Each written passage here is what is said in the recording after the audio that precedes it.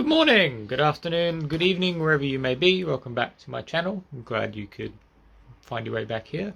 Today we're going to be doing another bookshelf tour. We're going to be doing my classics, plays and poetry shelf, well, case here. All here. It's actually the smallest bookshelf I have in terms of just size and what's on there. So let's start. First off, we have I Know Why the Caged Bird Sings by Maya Angelou. Pride and Prejudice and Zombies by Jane Austen and Seth Grahame Smith. I think I started reading this many years ago. It's quite enjoyable. Have yet to come back to it. I've also read Pride and Prejudice, which I loved. I just don't have a copy of it. Persuasion by Jane Austen, which I talked about earlier this year, I believe. Teenage Writings, also by Austen. This one was interesting to get through, just because the archaic spelling sort of threw me for a bit. We have Short Circuit, 14 short plays for the stage, created by Vanessa Bates and others. This really pulpy edition of Ray Bradbury's Fahrenheit 451, which was the Valentine Special Club edition for $1.50, I believe. It is from... oh, that's my feet. This is published... sorry, I'm not left-handed. This one is from... 1953? Maybe? At least the 70s. 76, there we go. We have Elizabeth Barrett Browning's Aurora Leigh and Other Poems. I had to do this for high school. I wasn't huge on old Barrett Browning, but it is what it is. Charlotte Bronte's Wuthering Heights, this Penguin Classic edition. I think it's the old school Penguin Classic. I also nicked this from my dad's collection. The Penguin Book of Hell. I don't recall the author of this, but... Scott G. Bruce. So I think it's a collection of writings about hell across a lot of classics. And it's cool. It looks cool. Looks interesting. I think that's why I bought it. We have The Master and Margarita by Bulgakov. Fun fact, I actually bought this on a date I had with a girl. We went to a bookstore. Bought some books.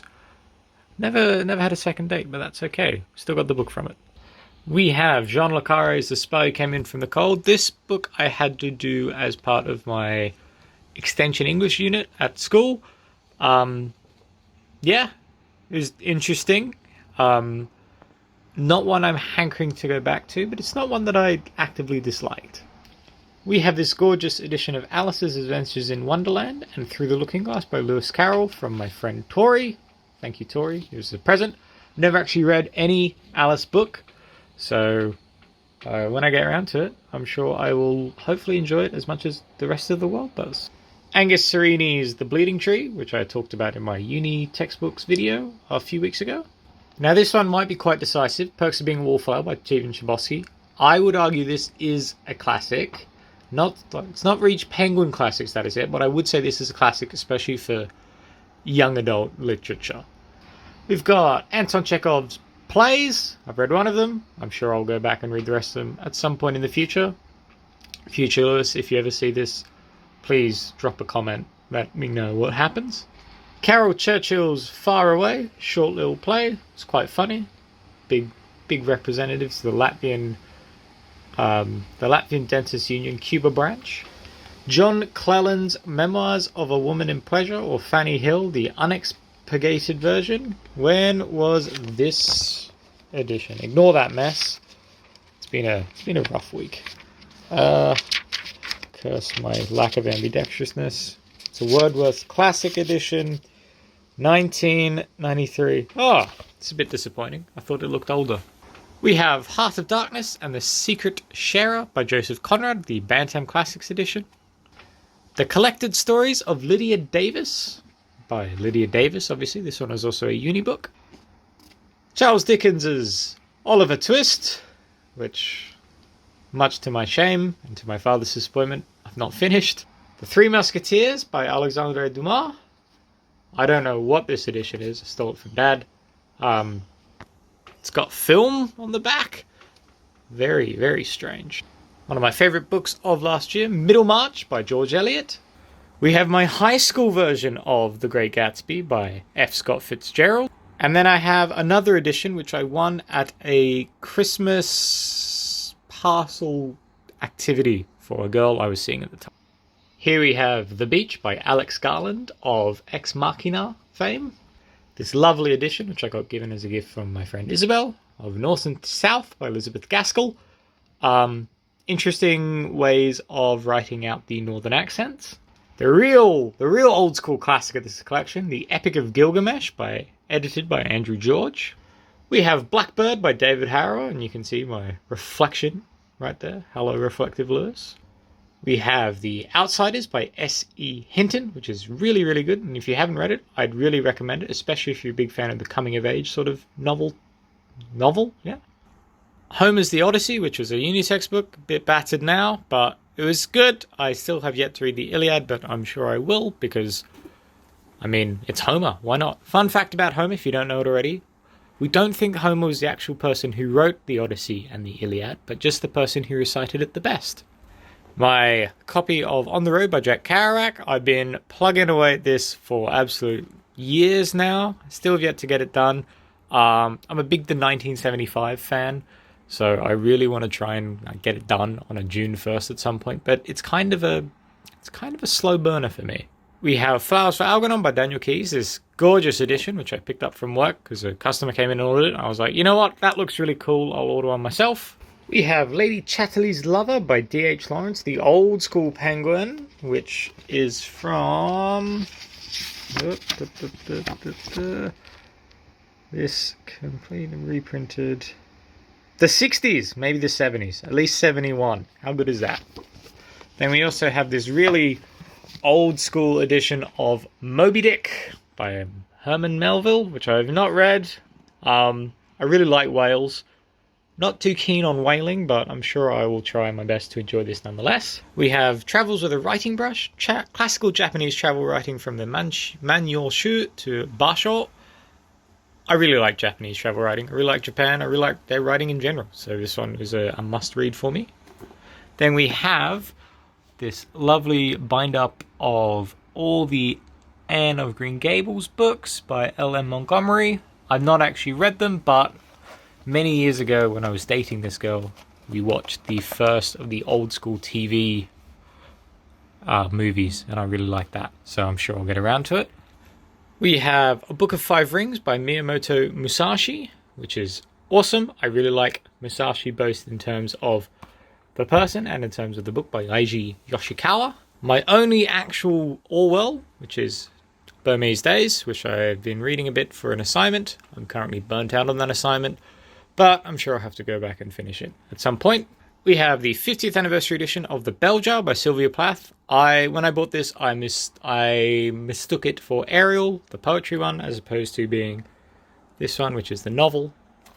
This gorgeous, gorgeous edition of Philip Pullman's Fairy Tales from the Brothers Grimm.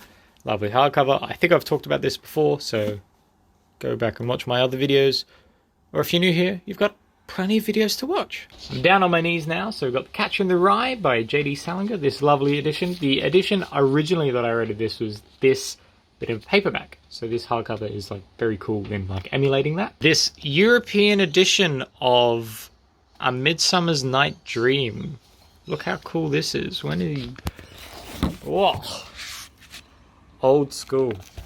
It doesn't even give me a date. I don't think it's the Maskew Miller edition, whatever that means. And then we have the Penguin version of Hamlet by Shakespeare, which I've also done for uni, which is why I have it. I want to own all the Shakespeare at some point, but I'm skint. We have Mary Shelley's Frankenstein, John Steinbeck's The Grapes of Wrath, Steinbeck's Of Mice and Men, The Secret History by Donna Tartt. Big fan of the Goldfinch. Have yet to pick this up. I'm trying to smash through all the books all my Instagram followers made me read, so I'm sure when I've covered that backlog, I'll get around to this one. We have Thucydides, The History of the Peloponnesian War. Not technically, I don't know if this counts as fiction or non-fiction, because it is like Greek recitation, but I figured it probably belongs here more than anywhere else. Also, another fun fact, in this era of Greece, it would have been a hard C, so if you forgive the terrible joke, you can thucky die these nuts. Next up, we have Horace Walpole's The Castle of Otranto. I had to read this for my Gothic unit way back when in Extension English. It's the first sort of Gothic horror novel. It's very much a lot of block pages, but it is what it is. We have The Time Machine by H.G. Wells. The Day of the Triffids by John Wyndham, which I'm currently reading as of last week's video. Well, because of last week's video. And the last out-and-out classic, we have We by Yevgeny Zamyatin. And now we move on to the finicky stuff. So we have the Saga of Gunlag Serpent-Tongue, Johann Wolfgang von Goth's sketchy, doubtful, and complete jottings, C.P. Cavafy's Remember Body, Virgil's Cruel Alexis, and this anonymous Speaking of Siwa, Jane Austen's Lady Susan, Jean de La Fontaine's The World is Full of Foolish Men, Leo Tolstoy's The Death of Ivan Ilyich, H.G. Wells' The Sea Raiders, Mark Twain's The Stolen White Elephant, William Blake's Tiger, Edgar Allan Poe's A Modern Detective, Anton Chekhov's A Nervous Breakdown, Emily Dickinson, My Life Had Stood a Loaded Gun, Mary Shelley's Matilda. I don't think it's the same as Roald Dahl's Matilda, but if it was, I'll be pleasantly surprised. Rainer Maria Rilke's Letters to a Young Poet, Dante's Love That Moves the Sun and Other Stars, Dostoevsky's White Nights, and Oscar Wilde's Only Dull People Are Brilliant at Breakfast. And then we have the Akutagama and Others, 3 Japanese short stories. On to the poetry. We have this gorgeous illustrated haiku, which is great. I've yet to read this, but it looks really, really cool. It's got the Japanese, it's got illustrations. Just looks like an all-round fun sort of time. We have 2012, Sensing Play, Shoalhaven and Surrounds by Bonnie Porter Green and Nicole Smith. Pamper Me to Hell and Back by Hera Lindsay Bird. I've also got Hera Lindsay's other collection, Hera Lindsay Bird, but I lent that out to a mate. Ted Hughes' Birthday Letters. What a depressing book of poetry. We have Japanese death poems written by Zen monks and haiku poets on the verge of death, compiled by Joel Hoffman. This one is actually one of my favorite reads of 2019. It was just really interesting, and the way it just changed the perspective of death. We have 100 poets, 1 poem each, a treasure of classical Japanese verse. It's well beat up because I really enjoyed it and I needed it for a project for my mate's going away present a few years ago. Tess Guinerere's The Moonflower Monologue, and Tess Guinerere's The Apricot Memoirs. Langleave's Sea of Strangers, Poetry and Prose. Also by Langleave, Love Looks Pretty on You. This lovely edition of Ariel by Sylvia Plath. Poems to Live Your Life by, chosen and illustrated by Chris Riddle, which I think is awesome. Just look at this excerpt from The Lady of Shalott and that gorgeous ink work. I don't know what fell over, but I'm sure I'll fix it up.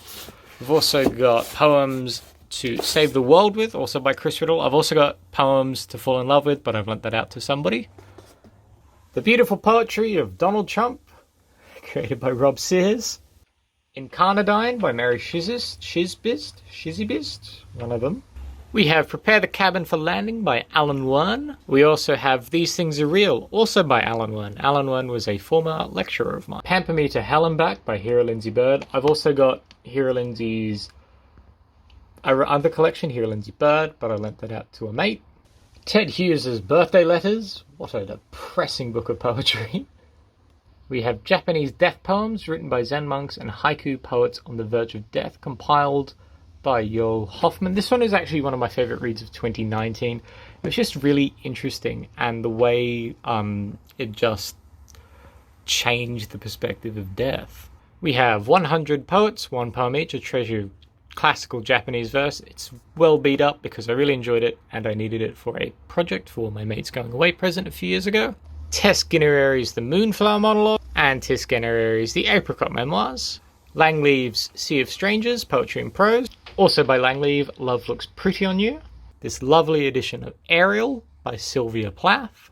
Poems to Live Your Life by, chosen and illustrated by Chris Riddle, which I think is awesome.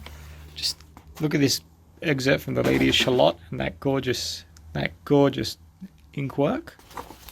I don't know what fell over, but I'm sure I'll fix it up. We've also got Poems to Save the World With, also by Chris Riddle. I've also got Poems to Fall in Love With, but I've lent that out to somebody. The Beautiful Poetry of Donald Trump, created by Rob Sears. Incarnadine by Mary Shizbist, one of them. We have Prepare the Cabin for Landing by Alan Wern. We also have These Things Are Real, also by Alan Wern. Alan Wern was a former lecturer of mine. Things up, we have the 1855 edition of Walt Whitman's Leaves of Grass. I bought this secondhand from a bookstore down in Wollongong, which is where I go to uni. However, it's got these weird page breaks and cuts, and I don't know if that's like on purpose or it's just a really rubbish edition. So just to be safe, I bought the complete edition of Walt Whitman's Leaves of Grass. And that is everything from me this week. Next week, probably do my September wrap up, and we will continue to work doing big tours of all these bookshelves. Yeah.